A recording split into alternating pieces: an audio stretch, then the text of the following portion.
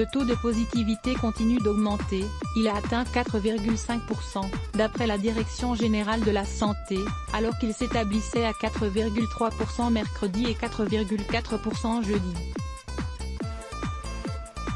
Christophe Archambault AFP. Le nombre de nouveaux cas de Covid-19 détectés en 24 heures en France est de près de 9000, bilan le plus haut depuis le début de l'épidémie et le lancement des tests à grande échelle dans le pays, selon des données publiées vendredi 4 septembre par la Direction générale de la santé, DGS. Si ce chiffre est en nette hausse ces derniers jours, la comparaison avec le début de l'épidémie est cependant à nuancer, le nombre de tests réalisés dans le pays étant aujourd'hui bien supérieur à celui du printemps. 53 nouveaux clusters, légère hausse des hospitalisations. Ce sont 8 975 cas qui ont été confirmés, un indicateur en nette hausse par rapport aux 2 jours précédents, où l'on dénombrait un peu plus de 7000 nouveaux cas en 24 heures. De plus, 53 nouveaux clusters ont été détectés, avec un total de 1640 depuis le début de l'épidémie, dont 1009 ont été clôturés à ce jour.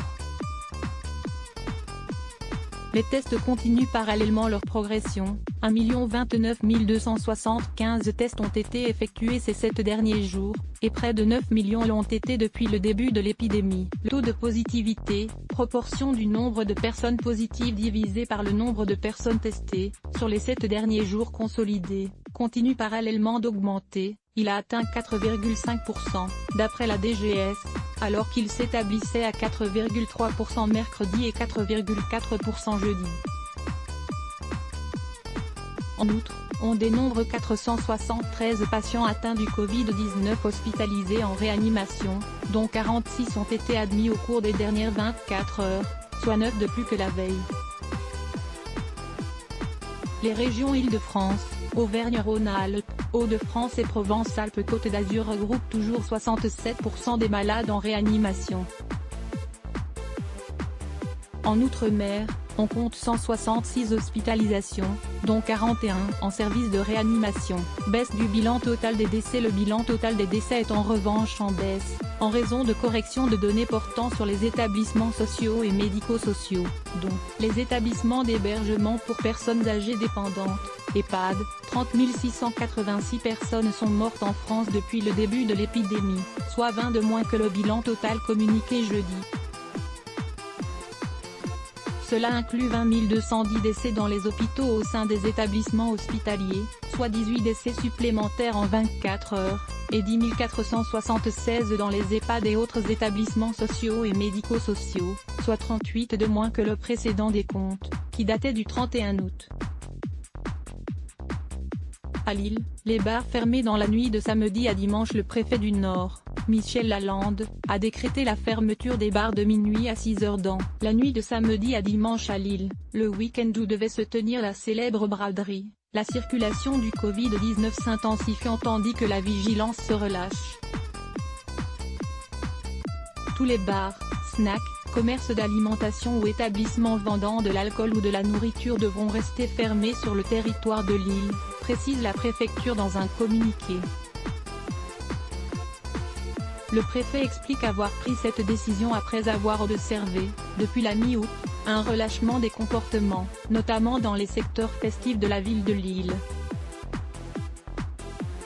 L'OMS ne voit pas de vaccination généralisée avant mi-2021. L'Organisation mondiale de la santé, OMS, a annoncé, vendredi, ne pas s'attendre à une vaccination généralisée contre le Covid-19 avant mi-2021, tandis que des chercheurs russes ont publié des résultats encourageants pour leurs candidats vaccins. Comme vous le savez, un nombre considérable de candidats sont maintenant entrés dans la phase 3 des essais. Nous en connaissons au moins 6 à 9 qui ont déjà parcouru un long chemin en termes de recherche, a déclaré une porte-parole de l'OMS, Margaret Harris, lors d'un point presse à Genève. Mais en termes de calendrier réaliste, nous ne nous attendons vraiment pas à voir une vaccination généralisée avant le milieu de l'année prochaine, a-t-elle ajouté, alors que les préparatifs pour la distribution d'un vaccin s'accélèrent notamment aux États-Unis. La porte-parole a expliqué que la phase 3 des essais cliniques, c'est-à-dire l'étape de test massif sur des volontaires, prenait du temps car les scientifiques doivent vérifier si le vaccin est efficace et sûr. Mais en Russie, près d'un mois après une annonce en grande pompe des autorités, les chercheurs ont publié une première étude qui montre que leur candidat vaccin contre le nouveau coronavirus, Sputnik V, donne des résultats préliminaires encourageants. Ces résultats ne prouvent pas encore que le vaccin protège efficacement contre une infection par le nouveau coronavirus, ce que devront montrer des études de plus grande ampleur, soulignent toutefois des experts. L'Italie propose son aide à la France face à la hausse des cas de SARS-CoV-2 en France. L'Italie s'est dit prête à aider son voisin. Nous avons vécu une période terrible de la pandémie entre mars et avril, et à ce moment-là, dans le pire moment de la pandémie, la France n'a pas fermé ses frontières mais a aidé l'Italie avec des équipements sanitaires.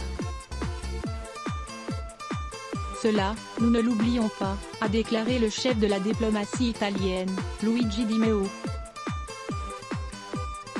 Le milliardaire octogénaire et ancien chef du gouvernement italien Silvio Berlusconi, positif au nouveau coronavirus, a quant à lui été hospitalisé jeudi soir après avoir développé des symptômes de la maladie, un nouveau combat pour le cavalier, qui a multiplié les ennuis de santé ces dernières années. L'Italie a recensé, vendredi, 1733 nouveaux cas de contamination au SARS-CoV-2 au cours des dernières 24 heures, d'après le bilan quotidien fourni par le ministère de la Santé.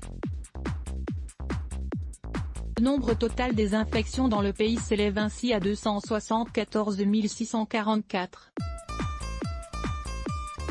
Les autorités ont annoncé 11 morts du Covid-19 ces dernières 24 heures contre 10 la veille, soit un total de 35 518 décès depuis le début de l'épidémie en Italie. Le Monde avec AFP Let us block ADS. Why?